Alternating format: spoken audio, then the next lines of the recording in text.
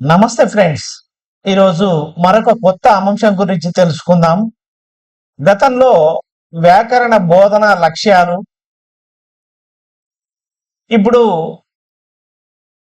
వ్యాకరణ రకాలు గురించి కూడా తెలుసుకోవడం జరిగింది. ఇవాళ వ్యాకరణ బోధనా పద్ధతులు అనేటువంటి అంశం గురించి తెలుసుకుందాం. ఛాత్రోపాధ్యాయులుగా మనం బోధించేటువంటి సందర్భాల్లో వ్యాకరణం పట్ల, వ్యాకరణ రూపాల పట్ల, వ్యాకరణ బోధనా లక్ష్యాలపై సమగ్రమైనటువంటి ఛాత్రోపాధ్యాయులకు అవగాహన చాలా ముఖ్యమైనటువంటిది. అందులో భాగంగానే ఇవాళ మనం వ్యాకరణ బోధనా పద్ధతులు అనేటువంటి అంశం గురించి తెలుసుకుందాం. మనం వ్యాకరణ బోధనా పద్ధతులు ఇవాళ భాషా లక్షణాలు గురించి సమగ్రంగా బోధించేటువంటిదే వ్యాకరణం. భాషా లక్షణాల గురించి తెలియజేసేటువంటిదే వ్యాకరణం. వ్యాకరణం అంటే ఏంటిది అన్నప్పుడు భాషా లక్షణాలను తెలియజేస్తూ ఉంటుంది. వ్యాక్రియంతే అనేనా ఇది వ్యాకరణం. వాక్యం అనేటువంటిది వాక్యంలో ఉండేటువంటి ప్రత్యేకతల్ని, వాక్య నిర్మాణాలను గురించి తెలియజెప్పేటువంటిదే వ్యాకరణం. వాక్యాన్ని విడదీసి దాని గురించి వివరించి చెప్పేటువంటిదే వ్యాకరణం. వ్యాకృతికి సంబంధించినటువంటిది అంటే వాక్యం యొక్క ఆకృతికి సంబంధించినటువంటిది వ్యాకరణం. శబ్దం అనేటువంటి దాని గురించి, దాని పుట్టుక గురించి, దాని అర్థాన్ని గురించి సమగ్రంగా వివరించేటువంటిదే వ్యాకరణం. అంటే ఆ శబ్దం ఎలా ఉత్పత్తి అవుతుంది, దాని పుట్టుక ఎక్కడ జరుగుతుంది, దాని అర్థం ఏ విధంగా వచ్చింది, ఈ విశేషాల గురించి బోధించేటువంటిది. భాష యొక్క పూర్తి ఆకృతిని, నిర్మాణాన్ని తెలియజేసేటువంటిది వ్యాకరణం. భాషను ఇష్టానుతిగా వ్యవహరించకుండా వ్యాకరణం కొన్ని నియమాలను నిర్దేశించింది. ఈ నియమాలను అతిక్రమించవద్దని భాషా శాస్త్రవేత్తలు మనకు తెలియజేస్తూ ఉన్నారు. భాష యొక్క సుస్థిరత అనేటువంటిది వ్యాకరణం మీదనే ఆధారపడి ఉన్నది. వ్యాకరణం లేకపోయినట్లయితే భాష యొక్క సుస్థిరత అనేటువంటిది లేదు అని మనం చెప్పుకోవచ్చు. అంటే వ్యాకరణం భాష యొక్క సుస్థిరతను ఏర్పాటు చేయడానికి ఉపయోగపడేటువంటిది. వ్యాకరణం అనేటువంటిది ఒక గురువు కాదు, అది ఒక సేవకురాలుగా మనం అర్థం చేసుకోవాలి. గురువు అంటే బోధిస్తూ ఉంటుంది, నువ్వు ఇలా ఉండాలి, ఇలా ఉండాలి. కానీ సేవకురాలు ఎలా ఉంటుంది అంటే అన్ని సహాయకారిగా ఉంటూ ఉంది భాషలో. అదే విధంగా ఇక్కడ కూడా మనం చూసినట్లయితే వ్యాకరణం అనేటువంటిది భాషకు ఒక గురువుగా మాదిరిగా కాకుండా ఒక సేవకుడి మాదిరిగా సహకరిస్తూ ఉంటుంది. అయితే భాషకు విచ్చలవిడితనం అనేటువంటిది ప్రామాణికతను కోల్పోయేలా చేస్తూ ఉంటుంది. అంటే మనం భాషను ఇష్టం వచ్చినట్టుగా ప్రయోగించడానికి వీల్లేదు. దాన్ని ఒక పద్ధతి ప్రకారము, ఒక సూత్ర ప్రకారము, ఒక విధానాల ప్రకారము ప్రయోగించినప్పుడు మాత్రమే ఆ భాషకు సుస్థిరత అనేటువంటిది ఒక తరం నుంచి మరొక తరానికి అందించడానికి ఉపయోగపడుతుంది.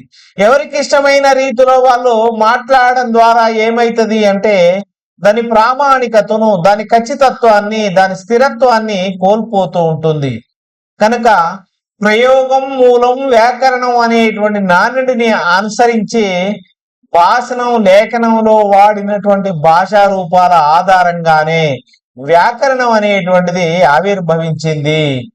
ప్రయోగం మూలం వ్యాకరణం అంటే మనం ఎట్లా ప్రయోగిస్తూ ఉన్నారు ఈ పదాలను సాహిత్యంలో, అంటే భాషణంలో, లేఖనంలో ఎట్లా ప్రయోగిస్తున్నారు కవులు అనేటువంటి ఈ విషయాలన్నింటినీ మనకు తెలియజేసేటువంటిదే భాష.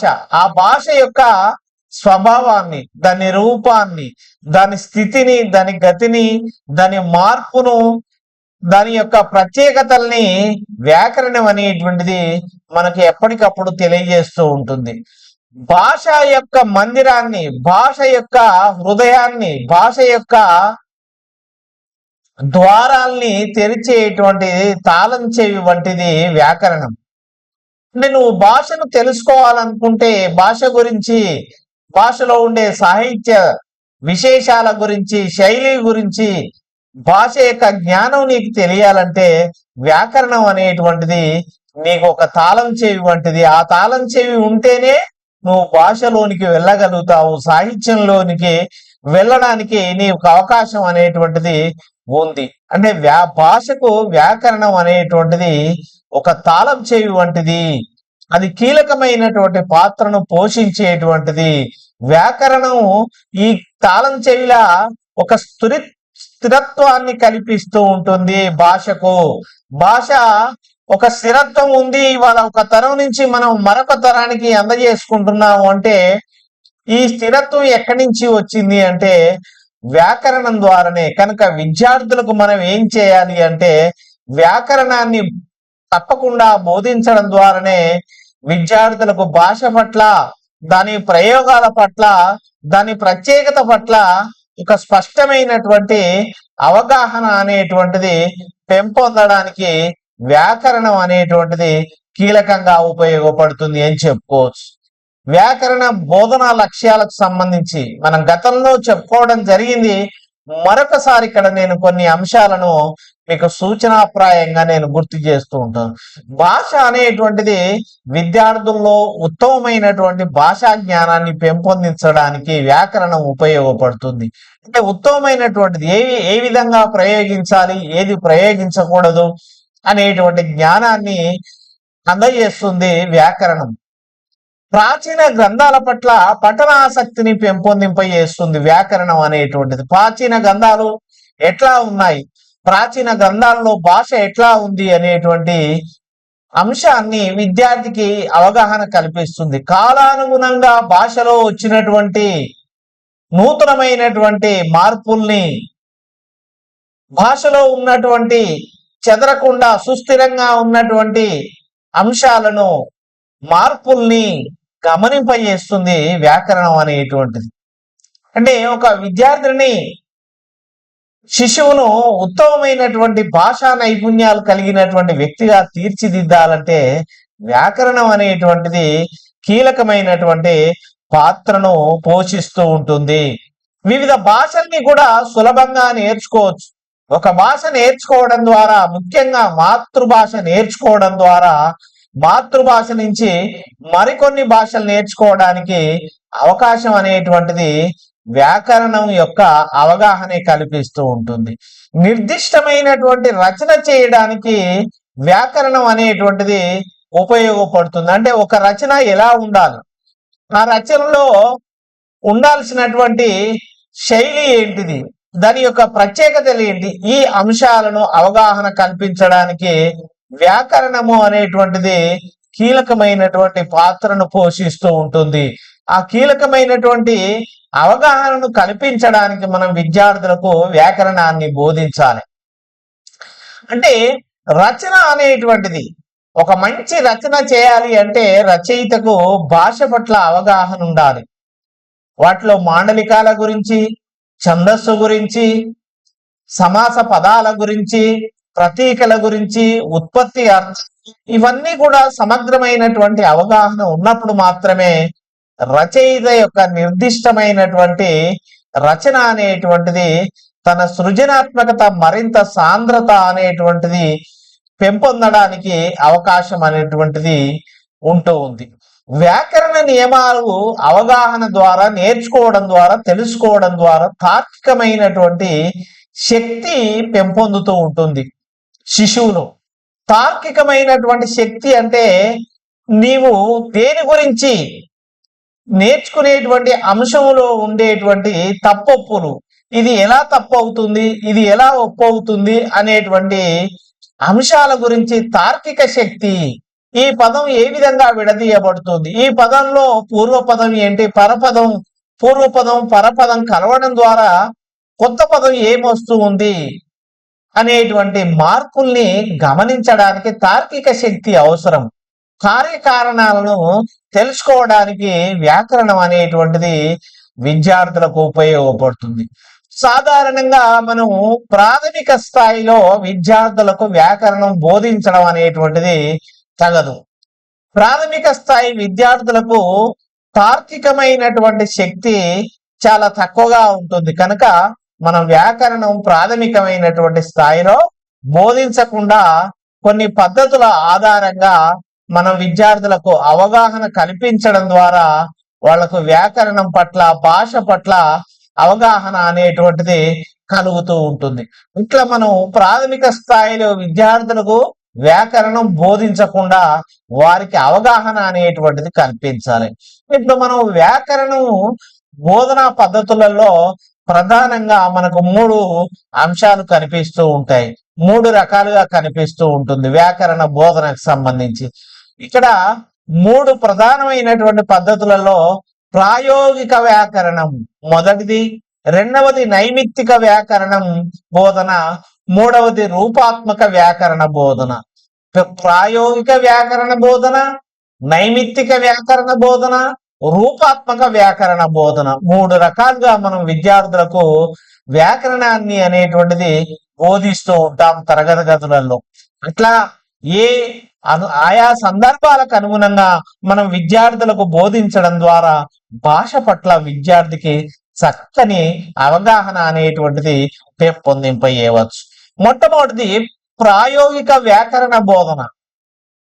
ప్రాయోగిక వ్యాకరణ బోధన అంటే మనం విద్యార్థులకు ప్రయోగం శరణం వ్యాకరణం, ప్రయోగం శరణం వ్యాకరణం అంటే ఈ భావన ప్రాతిపాదికగా వ్యాకరణ అంశాలని ప్రత్యేకంగా కాకుండా పాఠ్యాంశాలతో కలిపి బోధించాలనేది దీని యొక్క ప్రత్యేకత. అంటే మనము ప్రయోగ శరణం వ్యాకరణం ప్రాతిపదికగా అంటే అక్కడక్కడ ప్రయోగాత్మకంగా పాఠ్యాంశాలను బోధిస్తూ ఉన్నప్పుడు మనం బోధించేటువంటి పాఠ్యాంశాల్లో భాగంగా నూతనమైనటువంటి పదాలు వచ్చినప్పుడు వెంటనే ఉపాధ్యాయులుగా మనం విద్యార్థులకు వాటి పట్ల అవగాహన అనేటువంటిది కల్పించాలి. అట్లా కల్పించడం ద్వారా విద్యార్థికి భాష పట్ల సమగ్రమైనటువంటి అవగాహన అనేటువంటిది పెంపొందుతూ ఉంటుంది. ప్రాథమిక భాషలో క్రమ పద్ధతిని అనుసరించి బోధించకపోయినప్పటికీ విద్యార్థులకు శిష్ట భాష అలవాడేటట్లు చేయాలి. ప్రాథమిక దశ అంటే 1 నుంచి 5 తరగతుల వరకు మనం వాళ్ళకు సూత్రాలు బోధించకూడదు. అక్కడ ఒక క్రమ పద్ధతిని అనుసరించి తరగతి గదిలో శిష్ట భాష అలవాడేటట్లు చేయడమే. శిష్ట భాష అంటే చదువుకున్నటువంటి వాళ్ళు ప్రయోగించేటువంటి భాష, పండితులైనటువంటి భాష ప్రయోగించేటువంటి భాష గురించి మనం విద్యార్థులకు అవగాహన అనేటువంటిది కల్పించాలి.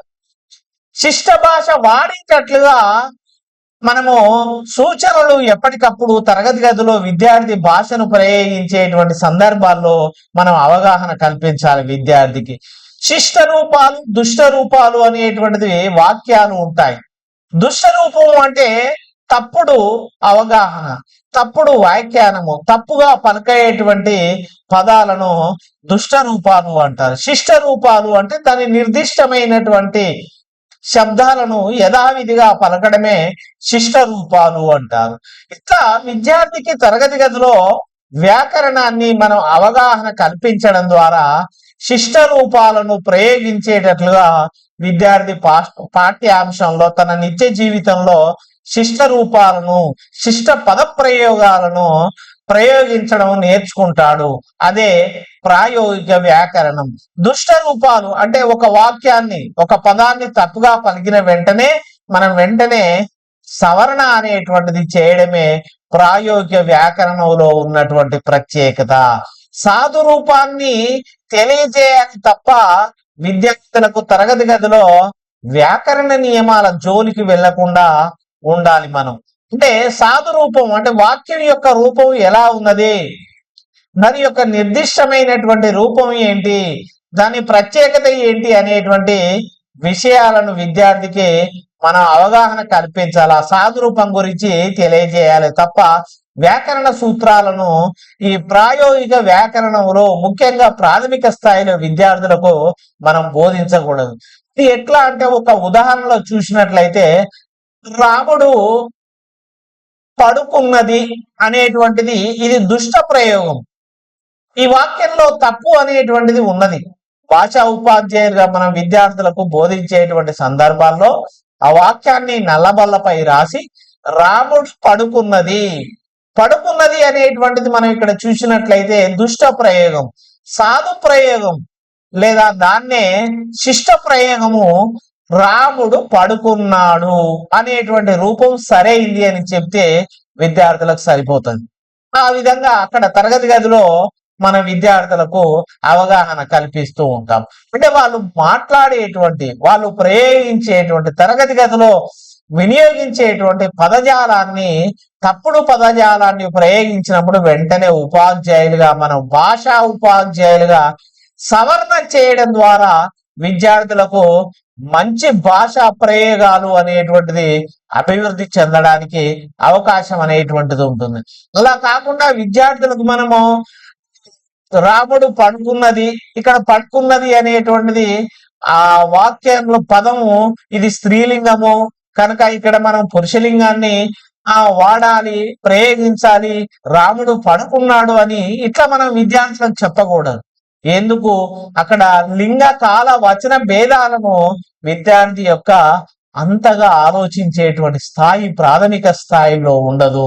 వాళ్లకు కేవలం శిష్ట రూపాలు, దుష్ట రూపాలు, సాధు రూపాలు, అసాధు రూపాలు అనేటువంటి ప్రయోగాల ద్వారా మాత్రమే, అవగాహన ద్వారా మాత్రమే చెప్పాలి. ఈ వాక్యం తప్పు, ఈ వాక్యం ఒప్పు, ఇలా మాత్రమే ప్రయోగించాలి. అప్పటికే పాఠశాలకు వచ్చేసరికి విద్యార్థికి ఈ యొక్క వాక్యాల్లో ఈ లింగవచన భేదాలకు సంబంధించి ప్రత్యేకమైనటువంటి అవగాహన అంటూ ఉండదు, కానీ ప్రయోగాత్మకంగా ఆ అవగాహనతోనే మాట్లాడుతూ ఉంటారు. విద్యార్థులకు వ్యాకరణ బోధన నియమాలు బోధించకుండా ప్రయోగాల ద్వారా మాత్రమే జరిపేటువంటి బోధననే వ్యాకరణ బోధన, ప్రాయోగిక వ్యాకరణ బోధన అంటారు. అంటే ఒక ప్రయోగాత్మకంగా నియమాలు చెప్పకుండా మనం బోధించాలి. వస్తువుల్ని గురించి, వస్తువుని ఒక ఎట్లా ప్రయోగిస్తాం? బల్ల మీద పుస్తకము ఉన్నది, ఉన్నాడు అని అనం, అది నిర్జీవమైనటువంటిది కనుక ఉన్నది అని మనం ప్రయోగిస్తాం. ఇట్లా విద్యార్థులకు రకరకాలైనటువంటి వాక్యాల్లో ఉండేటువంటి ఆ పద ప్రయోగాలను, ఆ యొక్క విశేషణాలను, క్రియాపదాలను, వీటి యొక్క అవగాహన అనేటువంటిది వాటి గురించి ప్రత్యేకంగా వివరించకుండా మాత్రమే ప్రయోగాత్మకంగా చెప్పాలి. విద్యార్థి వాచిక చర్య, లిఖిత చర్య చేసేటువంటి సందర్భాల్లో సరైనటువంటి ప్రయోగాలు శిక్షణ ఇస్తే అది పరోక్షంగా వ్యాకరణ బోధన చేసినట్లే అవుతూ ఉంటుంది.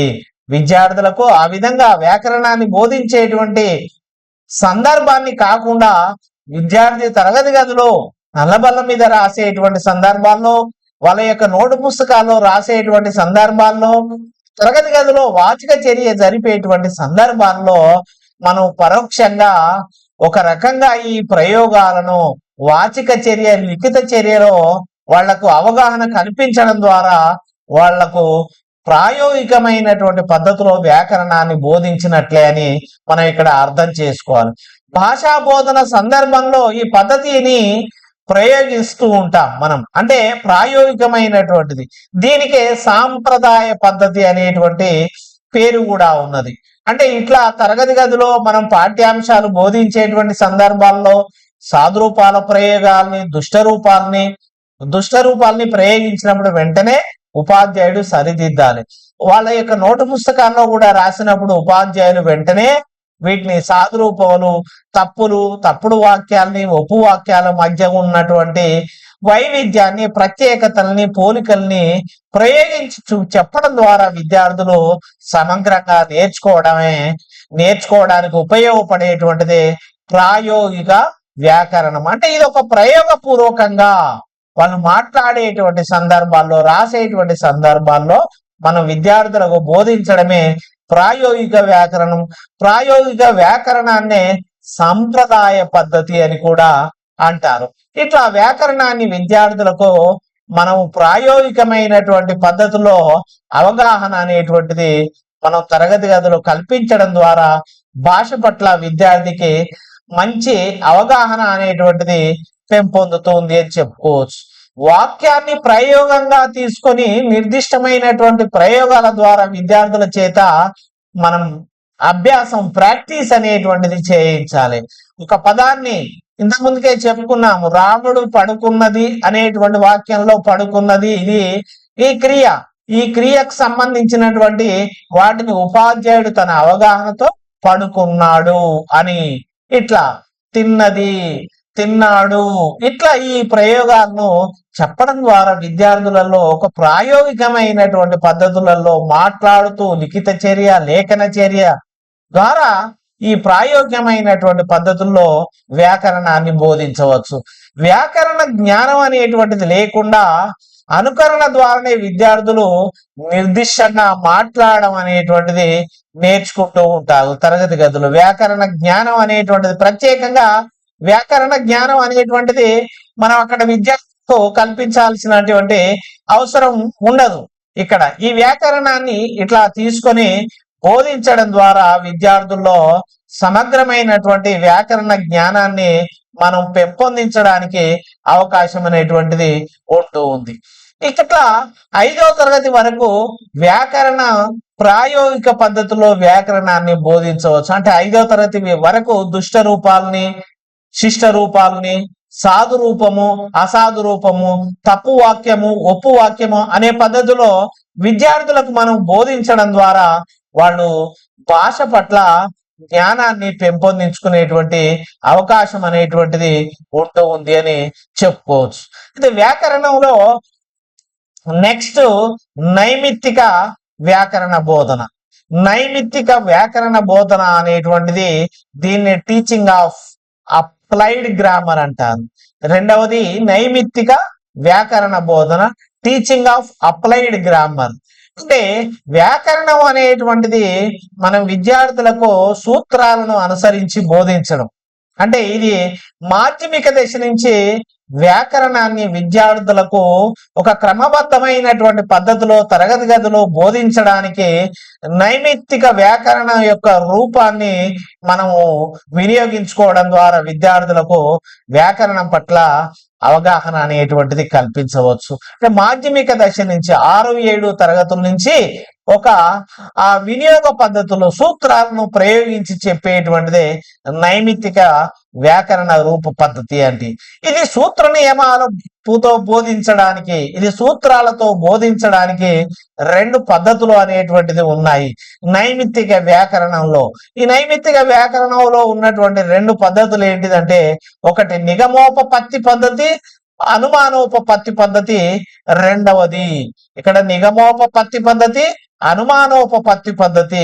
ఇవి 2 కూడా సూత్రాలను ఆధారంగా చేసుకుని విద్యార్థులకు బోధిస్తూ ఉంటాం. అంటే మాధ్యమిక దశ నుంచి 6, 7 తరగతుల నుంచి వ్యాకరణాన్ని ఒక క్రమబద్ధమైనటువంటి పద్ధతిలో బోధించడానికి నైమిత్తిక వ్యాకరణ బోధనా పద్ధతి, టీచింగ్ ఆఫ్ అప్లైడ్ గ్రామర్ అనేటువంటి విధానంలో బోధించవచ్చు. అంటే ఇది సూత్ర నియమాలు, అంటే సూత్రాలను ఆధారంగా చేసుకొని అప్పటికే విద్యార్థుల్లో కొంత తార్కికమైనటువంటి, సృజనాత్మకమైనటువంటి విద్యార్థులకు ఆ జ్ఞానం అనేటువంటిది పెంపొందుతుంది కనుక విద్యార్థులకు వీళ్ళకి అక్కడ ఆ పద్ధతుల్ని అనుసరించి మనం బోధించడానికి ఇక్కడ 2 పద్ధతులు అనేటువంటిది ఉన్నాయి.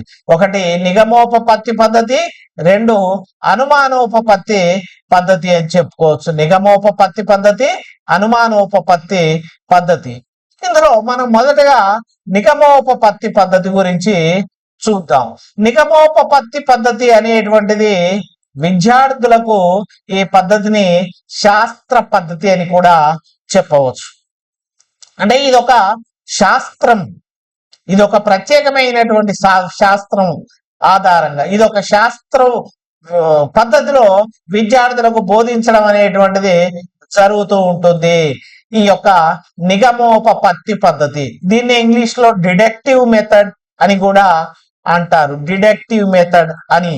నిగమోపపత్తి పద్ధతిలో దీన్ని విద్యార్థులకు సూత్ర పద్ధతి లేదా సాంప్రదాయ పద్ధతి లేదా ప్రాచీన పద్ధతి అని కూడా పిలుస్తూ ఉంటారు. ఈ పద్ధతిని సూత్ర పద్ధతి, సాంప్రదాయ పద్ధతి లేదా ప్రాచీన పద్ధతి. మీకు టెట్ గాని డిఎస్సిలో గాని అడుగుతూ ఉంటాడు. నిగమోపపత్తి పద్ధతికే మరొక పేరు అన్నప్పుడు దాన్నే సూత్ర పద్ధతి, దాన్నే సాంప్రదాయ పద్ధతి, దాన్నే ప్రాచీన పద్ధతి, దాన్నే శాస్త్ర పద్ధతి అని అంటారనేటువంటి అవగాహన మీకు తెలిసి ఉండాలి. నిగమోపపత్తి పద్ధతి, దీన్ని డిడక్టివ్ మెథడ్ అంటారు. ఇది విద్యార్థులకు వ్యాకరణ సూత్రాలను ఉదాహరణలు వల్ల వేయించడం ద్వారా శాస్త్ర యోజన దృష్టితో, శాస్త్రం యొక్క ప్రయోజనాల దృష్టితో బోధించడమే నిగమోపపత్తి పద్ధతి అంటారు. అంటే సూత్రాలను అన్వయించి, సూత్రాలను ఉదాహరణలకు అన్వయించి బోధించడం ద్వారా శాస్త్ర ప్రయోజన దృష్టిలో, అంటే వ్యాకరణ శాస్త్రం యొక్క ప్రయోజనాలను దృష్టిలో ఉంచుకొని బోధించేటువంటిదే నిగమోపపత్తి పద్ధతి. నిగమము అంటే ఒక రకంగా చెప్పాలి అంటే నియమాలు. అందుకు కావలసినటువంటి ఒక పదాన్ని విడదీయడానికి ఒక పదం ఎక్కడ విడిపోతుంది, ఒక పదం ఎక్కడ కలుస్తుంది, పూర్వపదం పరపదం ఎలా కలుస్తుంది, కావలసినటువంటి కారణాలను, పోలికల్ని అంచనా వేస్తూ విద్యార్థులకు చూపించడమే నిగమోపపత్తి పద్ధతి అంటారు.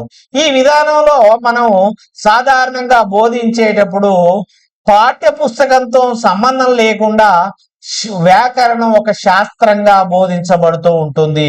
నిగమోపపత్తి పద్ధతి అనేటువంటిది అంటే విద్యార్థులకు వ్యాకరణాన్ని ఒక ప్రత్యేకమైనటువంటి పీరియడ్లలో వ్యాకరణాన్ని ఒక ప్రత్యేకమైనటువంటి అంశంగా బోధించడానికి మనం ప్రయత్నం చేయాలి భాషా ఉపాధ్యాయులుగా. ఇట్లా విద్యార్థులకు నిగమోపపత్తి పద్ధతి, డిడక్టివ్ మెథడ్ అనేటువంటిది వ్యాకరణ సూత్రాలను దృష్టిలో పెట్టుకొని బోధించేటువంటిదిగా చెప్పవచ్చు. ఇక్కడ పాఠ్య పుస్తకాలతో సంబంధం లేదు, పాఠ్య పుస్తకాల ఉదాహరణతో సంబంధం లేదు. బయట ఉదాహరణలు ఆ సూత్రాన్ని వివరించి దాని సూత్రాన్ని ఉదాహరణకు అన్వయించి చెప్పడమే నిగమోపపత్తి పద్ధతి అని చెప్పవచ్చు. అయితే ఇందులో వ్యాకరణ సూత్ర ఉదాహరణను వల్ల వేయించి రీసెర్టేషన్ చేయించి ఒక శాస్త్ర ప్రయోజన దృష్టితో బోధించడమే నిగమోపపత్తి పద్ధతి అంటారు. ఇది వాస్తవానికి చెప్పాలంటే నిగమోపపత్తి పద్ధతి అనేటువంటిది ఒక రకంగా విద్యార్థి యొక్క మనస్తత్వానికి వ్యతిరేకమైనటువంటిది, అంటే విద్యా మనోవిజ్ఞాన శాస్త్రానికి విరుద్ధమైనటువంటిది అని చెప్పుకోవచ్చు. ఇక్కడ ఏం చేస్తుంది అంటే సూత్రం మాత్రమే చెప్తుంది. సూత్రం చెప్పి ఆ సూత్రంలోని ఆ విషయాలను, ఆ పదాలను వివరిస్తూ ఉంటది. ఉదాహరణ ఎట్లా అంటే ఉత్తునకు అచ్చు పరమైనప్పుడు సంధియగు, ఇది ఒక సూత్రం. ఉత్తునకు అచ్చు పరమైనప్పుడు సంధియగు.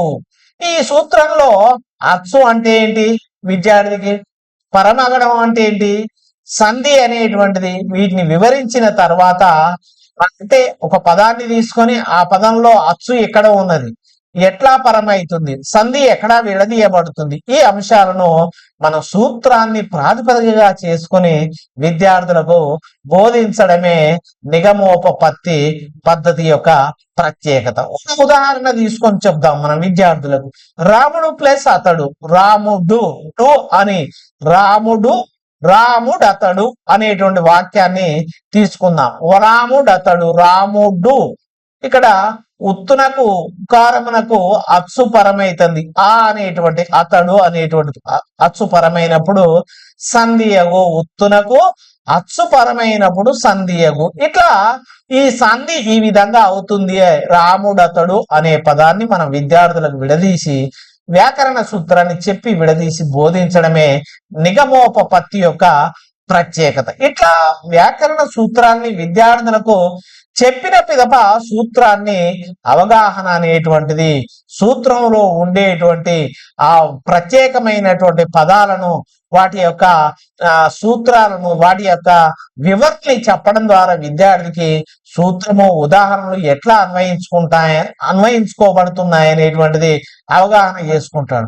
వాక్యంలోని పదాలను సూత్రాలతో సమన్వయం చేసి బోధించడం ద్వారా విద్యార్థికి సూత్రాల పైన అవగాహన అనేటువంటిది కలుగుతూ ఉంటుంది.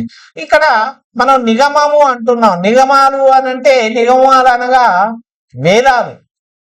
వేదాలు చాలా మంది చెప్తూ ఉంటారు, వేదాలు మార్చలేనటువంటివి, తిరుగులేనటువంటివి అంటూ ఉంటారు. అంటే ఇట్లా సూత్ర నియమాలు, అందులో సూత్రం ఎట్లా ఉంటుందో ఆ సూత్రాన్ని కంఠస్థం చేయించి విద్యార్థులకు అర్థం చేయించినట్లుగానే వ్యాకరణ సూత్రం కూడా కంఠస్థం అనేటువంటిది చేయించి దాన్ని వివరణాత్మకంగా బోధించాలి.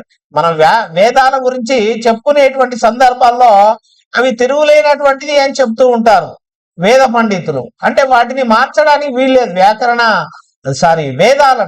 వేదాలు అనేటువంటిది పూర్వం కొన్ని వేల సంవత్సరాల క్రితం ఎట్లా రాయబడి స్థిరత్వంగా ఉన్నాయో, వ్యాకరణ సూత్రాలు కూడా తిరుగులేనటువంటి వాటిని అర్థం చేయించి విద్యార్థికి కంఠస్థం చేయించి, బట్టి పట్టించి, వివరించి, ఉదాహరణలకు అన్వయించి చెప్పడమే నిగమోపపత్తి పద్ధతి యొక్క ప్రత్యేకత అని మనం ఇక్కడ అర్థం చేసుకోవాలి.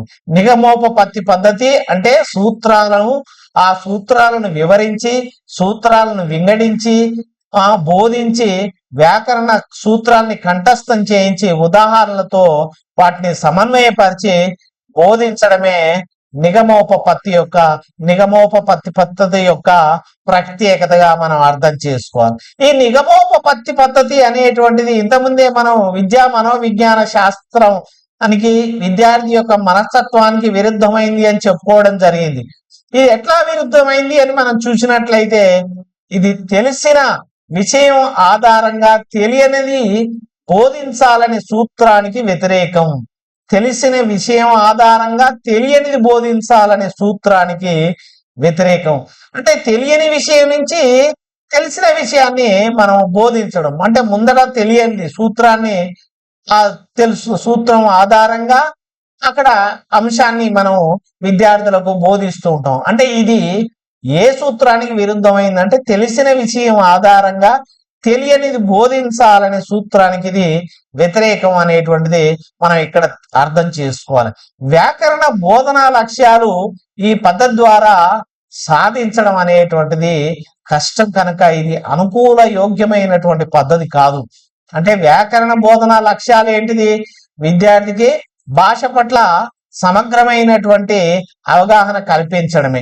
విద్యార్థికి భాషా నైపుణ్యాలను, భాషా జ్ఞానాన్ని సమగ్రంగా అవగాహన కల్పించడం ద్వారా వాళ్లకు ఎక్కువ ఆ భాషా పండితులుగా, భాషా నైపుణ్యాల పట్ల అవగాహన అనేటువంటిది కలుగుతూ ఉంటుంది.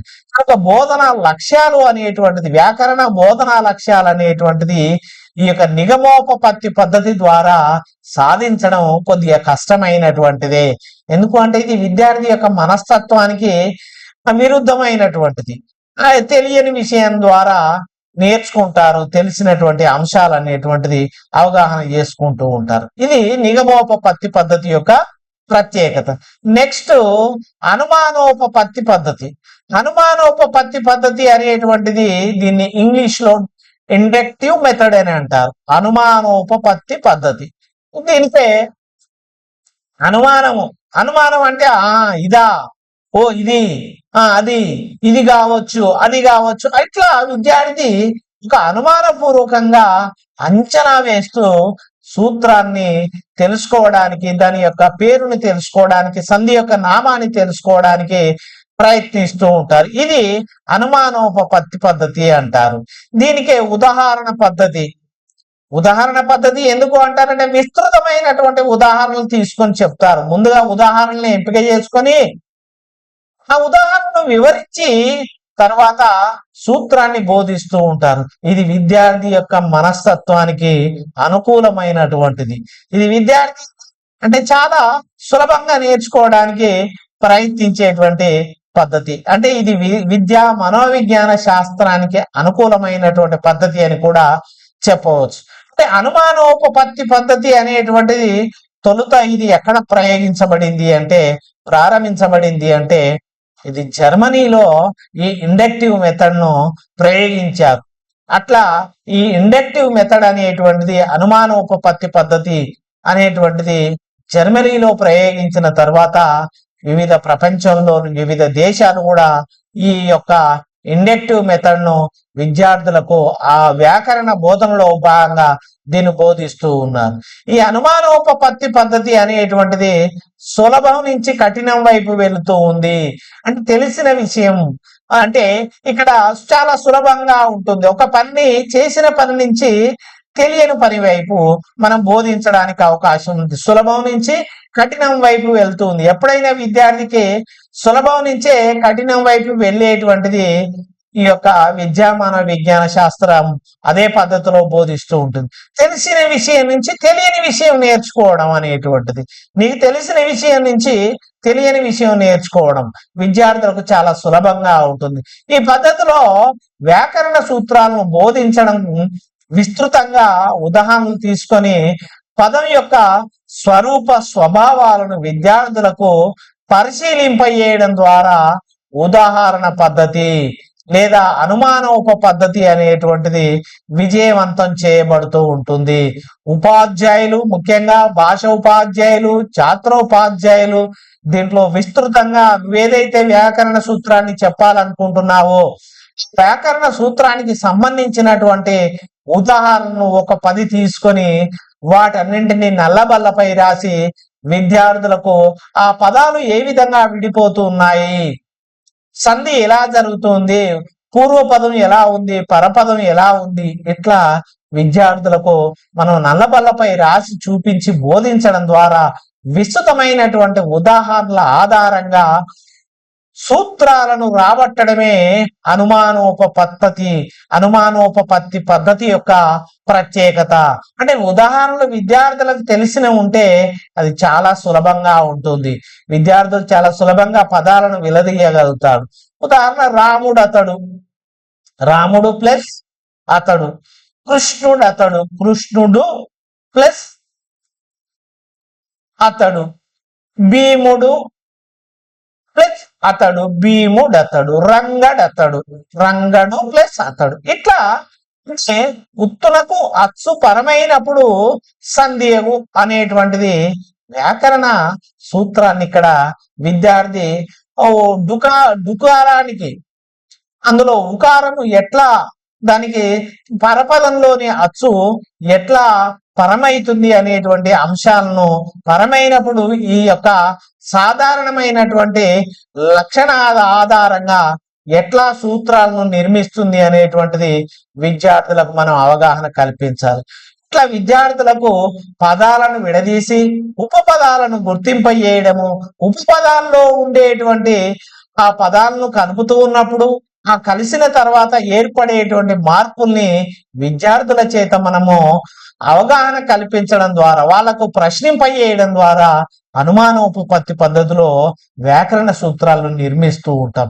ఇట్లా ఆ పదాన్ని సందుల్ని విడదీసి అందులో పూర్వపదము పరపదంని ఆ పూర్వపదంలో ఉండేటువంటి అచ్చుల్ని పరపదంలో ఉండేటువంటి అచ్చుల్ని లేదా హల్లుల్ని ఎట్లా పరమైతున్నాయి అనేటువంటిది బోధించడమే విద్యార్థులకు సొంత మాటల్లో వ్యాకరణ సూత్రాలని నిర్మింపజేయడం ద్వారా అనుమానోపపత్తి పద్ధతిని విజయవంతం చేయవచ్చు. ఇట్లా ఉదాహరణల ఆధారంగా వ్యాకరణ సూత్రాల్ని నిర్మించి వ్యాకరణ సూత్రాల్ని బోధించడం అనేటువంటిది ఈ యొక్క అనుమానోపపత్తి పద్ధతికి ప్రధానమైనటువంటిది. ఈ విధానం ద్వారా విద్యార్థులు చాలా సులువుగా చాలా చురుకుగా అవగాహన చేసుకోగలుగుతారు, బోధనలో భాగస్వామ్యం కావడానికి ప్రయత్నిస్తూ ఉంటారు. ఇది విద్యార్థి కేంద్రీకృతమైనటువంటి ఆలోచన పద్ధతి. అనుమానోపపత్తి పద్ధతి అనేటువంటిది విద్యార్థి కేంద్రీకృతమైనటువంటి ఆలోచన పద్ధతి. ఇంతకుముందు మనం చెప్పుకున్నాం నిగమోపపత్తి పద్ధతి, అది ఉపాధ్యాయ కేంద్రీకృతమైనటువంటి ఆలోచన పద్ధతి. అందులో విద్యార్థి భాగస్వామ్యం చాలా తక్కువగా ఉంటుంది. అక్కడ ఏం చేస్తాడంటే ఉపాధ్యాయుడు సూత్రాన్ని చెప్పి ఆ సూత్రానికి కావలసినటువంటి ఉదాహరణను వింగడించి వివరించి బోధించడానికి ప్రయత్నం చేస్తూ ఉంటాడు.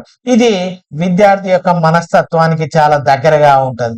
అంటే ఈ యొక్క అనుమానోపపత్తి పద్ధతి ద్వారా విద్యార్థులలో ఒక తార్కికమైనటువంటి హేతువాదమైనటువంటి సృజనాత్మకమైనటువంటి ఆలోచనలతో వాళ్ళలో అంతర్గతంగా దాగి ఉన్నటువంటి సృజనాత్మకమైనటువంటి శక్తుల్ని కూడా మనం బయటికి తీయవచ్చు.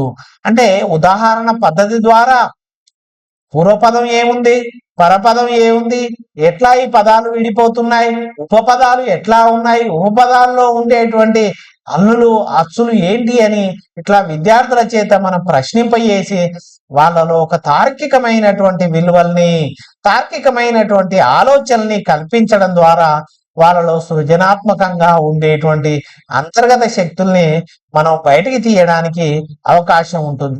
ఈ పద్ధతిలో ఊహ ప్రధానంగా ఉంటూనే అనుమానం అనగా ఊహించడం అనేటువంటిది జరుగుతూ ఉంటుంది. విద్యార్థి ఇమాజిన్ చేస్తూ ఉంటాడు, ఓహో ఇది సంధి సూత్రం కావచ్చు, అకారమునకు ఆ ఈ ఊరు అకారమునకు సవర్ణములైనటువంటి అచ్చులకు అవే అచ్చులు పరమైనప్పుడు వాని దీర్ఘము ఏకాదేశము. ఇది ఒక సవర్ణ దీర్ఘం యొక్క సంధి సూత్రం. అంటే ఇట్లా విద్యార్థి అకారమునకు ఆ ఈ ఊరులకు అవే అచ్చులు పరమైనప్పుడు ఆ ఈ ఊరులకు మళ్ళీ అవే అచ్చులు పరమైనప్పుడు అక్కడ వాని దీర్ఘము ఏకాదేశమగును. ఇట్లా విద్యార్థుల చేత చాలా పరిశోధనాత్మకంగా విద్యార్థులను ఆ బోధనలో భాగస్వామ్యం చేయడం ద్వారా అనుమానోపపత్తి పద్ధతి అనేటువంటిది ఊహించి నేర్చుకోవడానికి అవకాశం ఉంటుంది. ఇట్లా ఉదాహరణ ద్వారా విద్యార్థి సూత్రాల్ని నిర్మించడానికి ప్రయత్నిస్తూ ఉంటాడు. అట్లా ఊహించి సూత్రాలని మనం ప్రయోగించినటువంటి ఉదాహరణ ఆధారంగా సూత్రాలని తయారు చేసి వాటి యొక్క సూత్రం యొక్క పేరుని చెప్పడానికి ప్రయత్నిస్తూ ఉంటారు. ఇది అనుమానోపపత్తి పద్ధతి. ఇది ఒక క్రీడ మాదిరిగా ఉంటది విద్యార్థులకు. దీనివల్ల వ్యాకరణం అంటే భయం అనేటువంటిది పోయి చాలా సులభంగా ఉత్సాహంగా వ్యాకరణంలో భాగస్వామ్యం కావడానికి విద్యార్థి ప్రయత్నిస్తూ ఉంటాడు. ఆసక్తితో అభిరుచితో వ్యాకరణం అనేటువంటిది నేర్చుకోవడానికి విద్యార్థి ప్రయత్నం చేస్తూ ఉంటాడు. ఇది అనుమానోపపత్తి పద్ధతికి సంబంధించి. అంటే అనుమానోపపత్తి పద్ధతి అనేటువంటిది మనోవిజ్ఞాన శాస్త్రానికి మనోవిజ్ఞాన శాస్త్రం యొక్క ఆలోచనలకు ఊహలకు చాలా దగ్గరగా ఉంటుంది అని చెప్పుకోవచ్చు. నెక్స్ట్ రూపాత్మక వ్యాకరణ బోధన. రూపాత్మక వ్యాకరణ బోధన మనం వ్యాకరణ బోధనా పద్ధతుల్లో 3వ పద్ధతి రూపాత్మక వ్యాకరణ బోధన. ఈ రూపాత్మక వ్యాకరణ బోధన అనేటువంటిది మనం ఒక స్నాతకోత్తర విద్యలో ఎంఏలో డిగ్రీలో ఏం చేస్తారంటే కళాశాల స్థాయిలో వ్యాకరణాన్ని ఒక శాస్త్రంగా బోధించడమే రూపాత్మక వ్యాకరణ బోధన. అంటే ఒక ప్రత్యేకమైనటువంటి పీరియడ్ గా ఒక ప్రత్యేకమైనటువంటి పేపర్ గా దీన్ని బోధిస్తూ ఉంటారు. ఈ క్రమంలో విద్యార్థికి భాషా స్వరూప స్వభావాలు తెలిపేటువంటి విధంగా కృషి అనేటువంటిది జరుగుతూ ఉంటుంది. సమగ్రమైనటువంటి ఒక శాస్త్రీయమైనటువంటి సూత్ర పద్ధతుల్లో వ్యాకరణం అనేటువంటిది బోధిస్తూ ఉంటారు. దీనికి ఉదాహరణ చూసినట్లయితే మనం బాల వ్యాకరణం ప్రౌఢ వ్యాకరణం అనేటువంటిది డిగ్రీలో స్నాతకోత్తర విద్యలో అంటే పీజీ స్థాయిలో ఎంఏ తెలుగు విద్యార్థులకు సమగ్రమైనటువంటి దృష్టితో రూపాత్మక వ్యాకరణ బోధన అనేటువంటిది అంటే ఒక పేపర్ని తీసుకొని ఒక సూత్రాన్ని తీసుకొని మొత్తము వ్యాకరణాన్ని గురించే చెబుతూ ఉంటారు. ఇది ఒక ప్రత్యేక శాస్త్రంగా బోధించడమే రూపాత్మక వ్యాకరణము. అంటే ఒక పీరియడ్ మొత్తం వ్యాకరణాన్ని తీసుకొని బోధించడమే దాని ఒక శాస్త్రం. ఒక పేపర్ మొత్తం వ్యాకరణమే ఉంటది. ఇందులో విషయాంశాలు ఉండదు. ఉదాహరణలు తీసుకొని లేదా సూత్రాలను తీసుకొని వివరించి బోధించడమే రూపాత్మక వ్యాకరణం.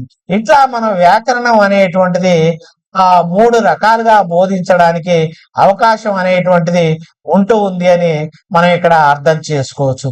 విద్యార్థులకు వ్యాకరణానికి సంబంధించినటువంటి మనం బోధించేటువంటి సందర్భాలలో మనం ఖచ్చితంగా ప్రాయోగిక వ్యాకరణ బోధనా పద్ధతి, నైమిత్తిక వ్యాకరణ బోధనా పద్ధతి, రూపాత్మక వ్యాకరణ బోధనా పద్ధతి అనేటువంటిది విద్యార్థులలో అవగాహన కల్పించడానికి ఉపయోగపడేటువంటి ఆధునికమైనటువంటి వ్యాకరణ బోధన పద్ధతులు. మరి వ్యాకరణ బోధన సాంప్రదాయ పద్ధతి సాధారణంగా పాఠశాల స్థాయిలో చూసినట్లయితే మనకు భాషా పండితులు వ్యాకరణాన్ని ప్రత్యేక కాల వ్యవధిలో కాకుండా గద్య పద్యాలలో భాగంగా కలిపి బోధించడమే సాంప్రదాయ పద్ధతి. అంటే ఇప్పుడు పాఠశాలల్లో జరుగుతున్నటువంటి పద్ధతి. ఈ పద్ధతి ఏం చేస్తుంది అంటే మనం పాఠ్యాంశం చెప్తూ ఉన్నప్పుడు ఏదో ఒక దేవాలయం అనే పదం వచ్చిందండి. ఆ పదం వచ్చినప్పుడు దేవా ప్లస్ ఆలయము, దేవాలయము, అకారమునకు మరొక అచ్చునకు మరొక అదే వర్ణం కలిగినటువంటి అచ్చు పరమైనప్పుడు వాని దీర్ఘం ఏకాదేశమైంది, ఇక్కడ సవర్ణ దీర్ఘ సంధి అని ఇట్లా పదాలకు ఆ కాలవేదిలో అంటే పాఠ్యాంశాన్ని ఏదో ఒకటి శతక మంజిరి అనే ఒక పాఠం చెప్తున్నాం. ఆ పాఠంలో ఒక వాక్యం వచ్చింది దేవాలయం అనేటువంటిది రాగానే ఆ పాఠాన్ని బోధించడం ఆపేసి ఆ ఆ యొక్క సంధి సూత్రాన్ని, ఆ సంధి యొక్క పరపదాన్ని, పూర్వపదాన్ని, సంధి ఎట్లా సంధి విడగొట్టబడుతుంది, అదే విధంగా సంధి కార్యం ఎట్లా జరుగుతుంది అనేటువంటిది విద్యార్థికి బోధించడం ఇది సాంప్రదాయ పద్ధతికి సంబంధించింది. అంటే కొంతమంది సాంప్రదాయ పద్ధతిలో ఏం చేస్తారంటే ఒక పాఠ్యాన్ని విషయాంశాన్ని మొత్తము ఒక తరగతి గదిలో ఒక 30 నిమిషాలు చెప్పి 35 నిమిషాలు చెప్పి చివరి 5 నిమిషాలు వ్యాకరణ అంశాలు అంటే ఆ పాఠ్యాంశంలో వచ్చినటువంటి వ్యాకరణాంశాలను బోధించడం అనేటువంటిది జరుగుతుంది. అంటే వ్యాకరణ కార్యం వచ్చినప్పుడు ఆ పదాన్ని విడదీసి సూత్రం బోధించేటువంటిది విద్యార్థులు వాటిని తిరిగి అప్పచెప్పడం అనేటువంటి జరుగుతూ ఉంటుంది. అంటే ఇది సాంప్రదాయ పద్ధతిలో వ్యాకరణ బోధనకు సంబంధించినటువంటి అంశంగా చెప్పుకోవచ్చు. అంటే వ్యాకరణాన్ని సాంప్రదాయ పద్ధతిలో ఇలా బోధిస్తారు అనేటువంటిది. ఇట్లా మనం వ్యాకరణాన్ని భిన్న రకాలుగా బోధించడం ద్వారా విద్యార్థికి అవగాహన అనేటువంటిది చేయవచ్చు భాష పట్ల. అంటే ఇట్లా వ్యాకరణ సూత్రం చెప్పడం, ఆ సూత్రానికి ఉదాహరణను సమన్వయం చేయడం అనేటువంటిది జరుగుతూ ఉంటుంది. అయితే ఇట్లా మనం సాంప్రదాయ పద్ధతిలో వాళ్ళకు ఉదాహరణ ఇచ్చి సమన్వయం చేయమి అంటే చేయలేరు, వాళ్ళు చాలా ఇబ్బంది పడుతూ ఉంటారు. కనుక అందుచేత ఉపాధ్యాయుడు ఉదాహరణ ఇచ్చి సూత్రం చెప్పమంటే కూడా చెప్పలేని పరిస్థితి సాంప్రదాయ పద్ధతిలో. అంటే ఇట్లా విద్యార్థులకు ఒక శాస్త్రీయమైనటువంటి పద్ధతిలో చెప్పడం అంటే నైమిత్తిక వ్యాకరణ బోధనా పద్ధతి. ఇవి నైమిత్తిక వ్యాకరణ బోధనా పద్ధతిలో మనకు చూసినట్లయితే అనుమానోపపత్తి పద్ధతి ఉంటది, నిగమోపపత్తి పద్ధతి అనేటువంటిది ఉంటది.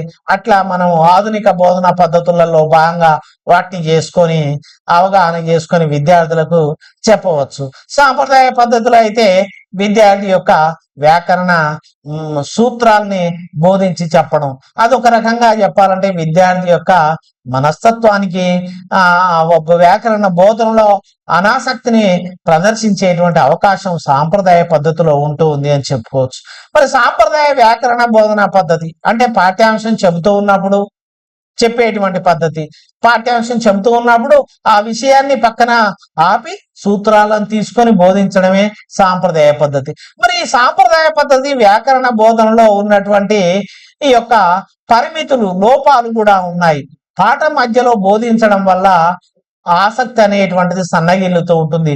దాంట్లో కాంటెంట్ ను మనం చెప్పాలి, ఆ విషయాంశాన్ని చెప్పాలి. విషయాంశం మధ్యలో ఆగిపోయి వ్యాకరణం చెప్పడం వల్ల ఆసక్తి అనేటువంటిది కోల్పోయేటువంటి ప్రమాదం ఉంటూ ఉంది. ఇట్లా విద్యార్థికి పాఠం ఏదో ఒక కథ చెప్తూ ఉన్నాం, కథనాత్మకమైనటువంటి పద్ధతిలో పాఠాన్ని చెబుతూ ఉన్నప్పుడు మధ్యలో వ్యాకరణ అంశం వచ్చినప్పుడు అది వినకపోవడం వల్ల, విద్యార్థికి అర్థం కాకపోవడం వల్ల శ్రమ విసుగు అనేటువంటిది కలుగుతూ ఉంటుంది. సాంప్రదాయ పద్ధతికి ఉన్నటువంటి ఈ యొక్క పరిమితి అనేటువంటిది విద్యార్థికి అర్థం కానటువంటి సూత్రాలను బట్టి పట్టించడం ద్వారా కూడా ప్రయోజనం శూన్యం. సాంప్రదాయ పద్ధతిలో ఇది ఒకమైనటువంటి లోపంగా చెప్పుకోవచ్చు. ఇట్లా ఈ యొక్క సాంప్రదాయ పద్ధతి అనేటువంటిది పూర్తిగా ఉపాధ్యాయ కేంద్రకంగా ఉంటూ ఉంది. ఇది ఉపాధ్యాయుడే సూత్రాన్ని చెబుతూ ఉంటాడు. ఉపాధ్యాయుడే ఉదాహరణను తీసుకొని ఆ సంధిని, ఆ పదాలని విడదీసి ఆ ఉప పదాలని గుర్తింపజేస్తూ ఉంటాడు. ఇది ఉపాధ్యాయ కేంద్రికంగా, ఉపాధ్యాయ ఆలోచనలకు అనుగుణంగా ఉంటది. ఇందులో విద్యార్థి యొక్క ఎలా ఉంటది అంటే నిష్క్రియాత్మకంగా ఉంటాడు. ఉపాధ్యాయుడు చెబుతూ ఉంటే నల్లబల్ల మీద రాస్తూ ఉంటే విద్యార్థి చూస్తూ ఉంటాడు. ఇది ఒక రకమైనటువంటి సాంప్రదాయ పద్ధతికి సంబంధించినటువంటి వ్యాకరణ బోధన పరిమితులుగా, లోపాలుగా చెప్పుకోవచ్చు. కనుక మనం వ్యాకరణం విద్యార్థులకు బోధించేటప్పుడు నైమిత్తిక వ్యాకరణం, టీచింగ్ ఆఫ్ అప్లైడ్ గ్రామర్ అనేటువంటి పద్ధతికి సంబంధించినటువంటి నిగమోపపత్తి పద్ధతి, అదే విధంగా అనుమానోపపత్తి పద్ధతిని ఆధారంగా చేసుకోవాలి. ప్రధానంగా ఆధునిక వ్యాకరణ బోధనా పద్ధతి అంటే అనుమానోపపత్తి పద్ధతిని అనుసరించి బోధించడం ద్వారా విద్యార్థికి సమగ్రంగా వ్యాకరణం అనేటువంటిది సులభంగా అవగాహన కావడానికి అవకాశం అనేటువంటిది ఉంటుంది. విద్యార్థి మిత్రులారా, ఇవాళ వ్యాకరణ బోధనా పద్ధతులకు సంబంధించి మీరు సమగ్రంగా అవగాహన చేసుకున్నారని భావిస్తూ ఉన్నాను. దీంట్లో మీకేమైనా సందేహాలు ఉన్నట్లయితే ఆ కామెంట్ బాక్స్ లో అడగండి, మీకు సమాధానాలు ఇవ్వడం జరుగుతుంది. మిత్రులారా, ఈ తెలుగు కవి ఛానల్ ను సబ్స్క్రైబ్ చేసుకున్నటువంటి మిత్రులు తప్పకుండా సబ్స్క్రైబ్ చేసుకోండి. మీ మిత్రులకు కూడా ఈ యొక్క తెలుగు కవి ఛానల్ ను పరిచయం చేయండి. తప్పకుండా షేర్ చేయండి, లైక్ చేయండి. ధన్యవాదాలు. మరొక కొత్త పాఠంతో మళ్ళీ కలుద్దాం.